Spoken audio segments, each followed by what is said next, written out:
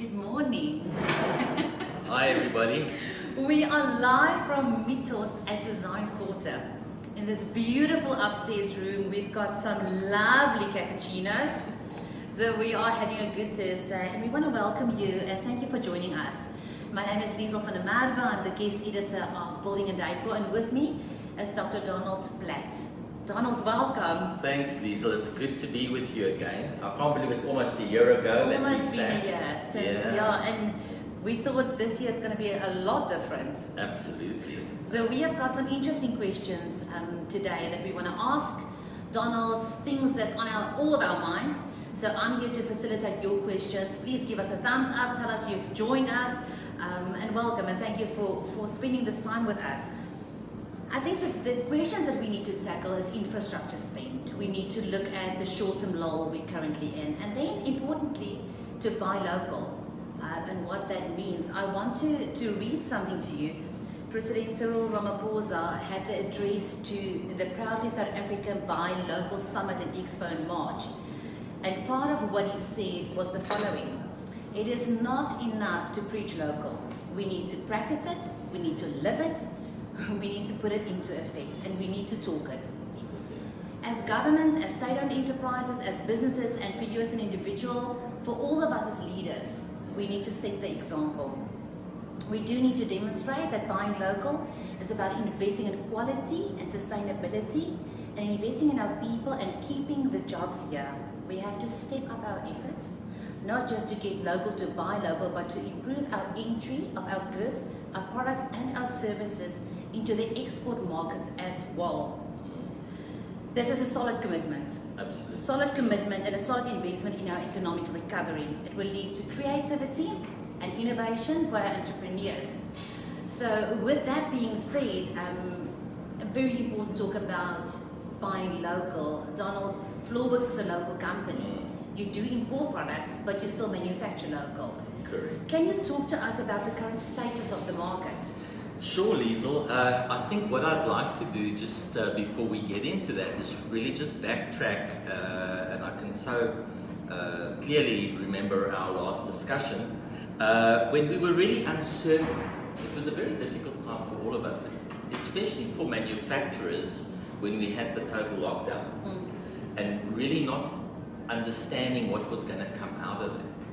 But I'm so pleased to tell you this morning that we were fortunate and blessed to be able to pay every single employee during that period. We didn't have to retrench or make people redundant. We still have the full workforce. In fact, we've employed in some areas additional people, and we managed to pay them not only their salaries but also a 13th check at the end of December. My goodness. So for me that was wonderful because it does give me a little bit of hope. It does give hope. Obviously it was a challenging time, but I think it was a time of reflection, as we said last time. And really where we are now is, yes, the market has been quite interesting.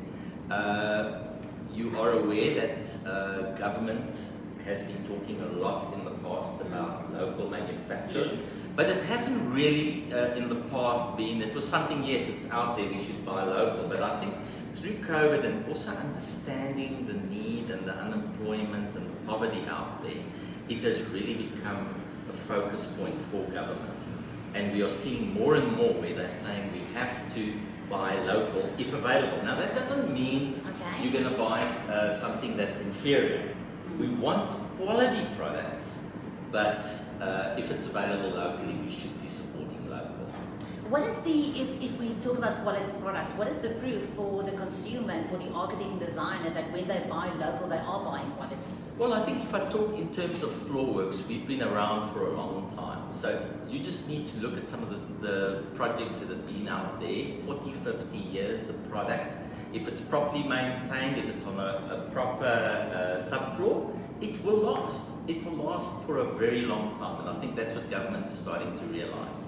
And also, why pay additional? Also in terms of, factories employ people, as we said last time, and we can employ more people if we have more support locally. Amazing fact for you, in our last interview, we just talked about how many people, when you employ one person, how many people gets benefit Correct. from that one single employment. So never underestimate, you specifying local, you're buying local, your commitment makes a huge difference to our economy. Very true. Talking about economy, the short-term lull, strategically, how do we get through the next 2 years? Okay, I think the important thing for me, and it's something that's really become quite a point for me to stress, is that having come to where we are now with COVID, we really have to get our citizens vaccinated. It is critical, absolutely critical, and unfortunately we are off a very low base. We need to ramp that up exponentially if we're going to get the benefits, because you must remember that with COVID you have stop-start, you third wave, you have all sorts of things. Also it builds the confidence. Tourism, which is not where I am, but we've got to get the people here. And they're only going to come to this country if they feel comfortable that it's a safe environment to operate in. So critical, and this is not just a government thing, and that's where I think government's also got to move towards realizing the expertise in the private sector. So don't always try and control everything. You know, if the medical aids and these guys can come to the party and the private healthcare, we can get this sorted out very rapidly. I think that's the one thing. The other situation, I think, is in terms of corruption. Yes. And we really, I think as South Africans, we are so tired of, we're almost punch drunk. And it almost seems like it's a cancer that's just spread through our country. And for me, the critical thing is, and I'm starting to see quite positive signs, is that if someone steals, whether he's white collar or blue collar or any other collar, okay, he's a thief. Yes. He's a thief, whether he's the president or the cleaner. And what we've got to do is we've got to identify it, and the judicial system's got to be in place so that we can actually prosecute these people and put them in jail. It's as simple as that. A black and white scenario, yeah. Absolutely, because the thing that we have is it's almost become a bit of a joke, you know, and I mean, it's not thousands or millions, it's multiple billions of rands that have gone out of the economy that should have been in the space of actually uplifting the poor, because it's actually stealing from the poor. Absolutely. So when we look at infrastructure spend, talking about corruption, and your very strong view on that, but if we look at infrastructure spend, how do you view that? Has it kind of come through? Where do we stand at the moment? Look, the one thing which is any economist will tell you, the only way you're going to get growth in this economy is if you spend on infrastructure. Infrastructure is the catalyst to get the economy going. So we have to, and there's such a backlog, let's be quite honest.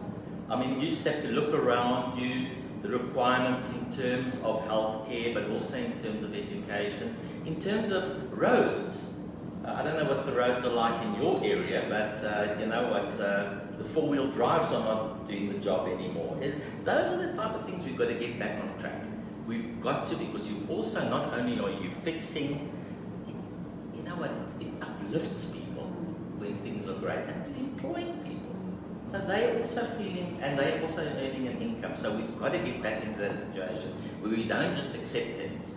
Maintenance is important. That's why the refurb of the hospitals is so critical for me at the moment, because we have to upgrade those facilities. And part of that infrastructure, the commitment to that and the communication around that is so important. Talking about potholes, we recently received from Tshwane, from the municipality, we received confirmation of how many potholes they fixed in the previous month. And that gives you a sense of hope. I'm sure you'll agree with us, but it's critical to get that infrastructure spend around hospitals, everything in South Africa. And do you see that growing in the next year? Yes, definitely. We're quite encouraged to look at a number of the state hospitals that have been upgraded. Mention a couple, the Albert Lutuli in KZN is being upgraded, and now it's a massive hospital. We've worked locally in Johannesburg on a couple of hospitals, including Baragwanath, which is a major project. And then, of course, you know, also I think there's preparation towards the NHI, which will ultimately happen. But the NHI cannot happen if the facilities are not of a certain standard that we are happy to go into those facilities with our issues and come out better, rather than going into them and picking up other bugs and porras and things that we don't want to do. So it's very critical for us that those are elevated to a certain standard. Then we'll be happy, because they've got fantastic, in the state there are fantastic physicians, but the facilities are sometimes lacking. So that is very positive news. Very positive. Yeah. So TJ, the next 2 years, short, medium, long term, can you give us a little bit of an outlook?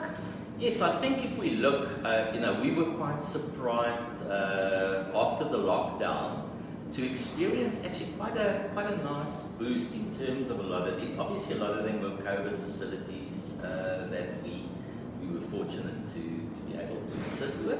But I think if we look at it, yes, the pipeline for me, if I look at where we are seeing tremendous, because you can always pick it up on the specifications and the activity that's happening in terms of the architectural and the associated people working around that, to know what's going to happen within a year, 18 months and 2 years.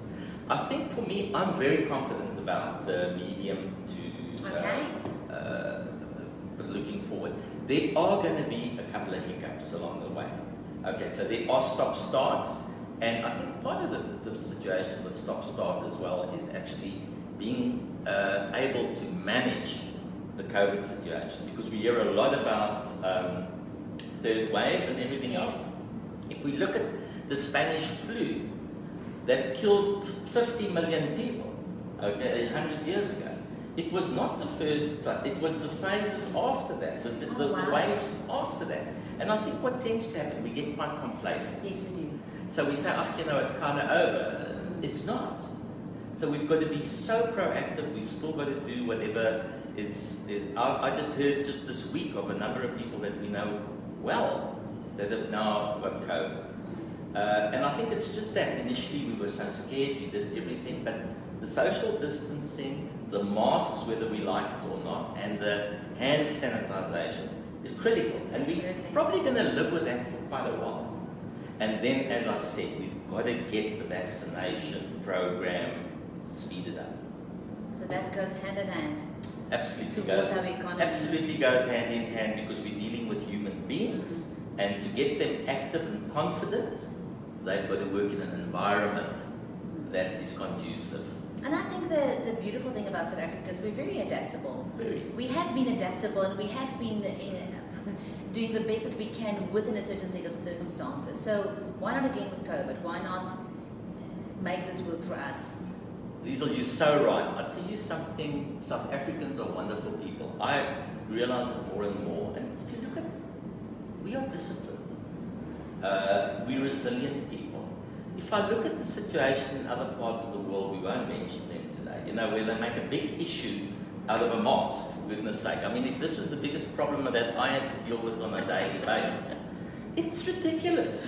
It's majoring on minor things which is not important. Yes. Let's just flip and put the mask on. Let's just do the social distancing. If we do it together, we will achieve and win. And that's why I tell you, South Africans are resilient, and together we're going to get out of this. Oh, amen. Yeah. I think that is a wonderful thought to just take with you today, is not to major on the minor things, but to major on the major things, and to understand that we are a resilient nation. Yes. And getting back to buying local and investing in our economy, investing in our people. Correct. Last question, sustainability. You guys have been talking a lot about sustainability. Where do you stand on this? Is this still very relevant in the situation that we are now?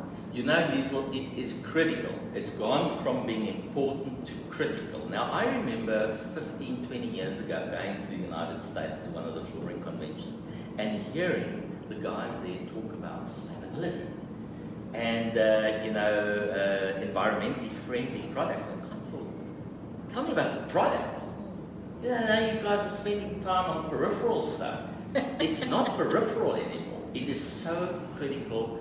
One thing we do know very clearly today is that if we're not going to look after this planet that we're on, We're doomed. Little blue We planet. all live on this planet, and you know what? COVID is one of the things that kind of was a trigger to say, hey guys, you guys are causing a lot of issues. The planet is sick. So sustainability, what we're finding, and I'm so excited to tell you that FLOORWORX is actually quite cutting edge in terms of the world. We talk to our international partners all the time, and they were quite surprised, in fact just last week, to hear what we're doing.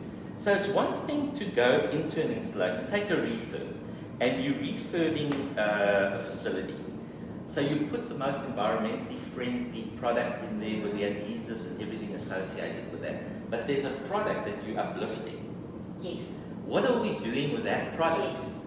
Because just by uplifting that product, how are you basically disposing of that product?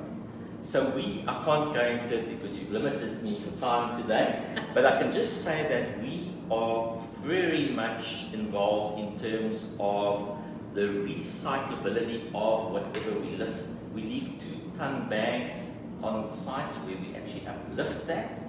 We either take part of it if we can recycle it, because remember our process actually likes 50% virgin material and then reused material. So if we can clean it, recycle it, put it back into the system, just think how wonderful that is. So that is critical for us. And where we can't recycle whatever, we still take responsibility to dispose of it in an environmentally friendly way. There's just one catch. We'll do it, but you must install our product. Oh, that's it. Donald, any final thoughts? I think just to say, yeah, we've got to stay positive. I always say, you know, we can influence, we can't change the world as individuals, but we can change the environment. So we can be salt and light wherever we move. So be that change in your area. And imagine if everybody took that attitude. We'll change the world. Sure. And I just want to say thank you very much to you once again for the opportunity. We really appreciate you guys. And the key for us is we're building, talking about sustainability, we are building for the future, because the problem is we've become so short-term minded in the world. Quick results, quick money, quick this, quick... No, we're building sustainable, because I want to know that in 100 years, FLOORWORX is still a wonderful company that is doing what it can do best, which is supply. For sure. Thank you for joining us today. Donald, thank you so much for your valuable input, for your knowledge, and just for giving us a little bit of a glimpse on where we're at the moment and how do we go forward. If you want to get in touch with FLOORWORX, please visit their website. They have amazing people, a fantastic team that will be able to help you leave a long-term legacy. Don't think short-term, be salt and light, and know that you as an individual, as an architect, as a designer, as a leader, you can make a difference. So thanks again, Donald, and we'll talk to you next time. Bye-bye, everyone. Bye-bye. Bye. That's nice. Cheers. Cheers.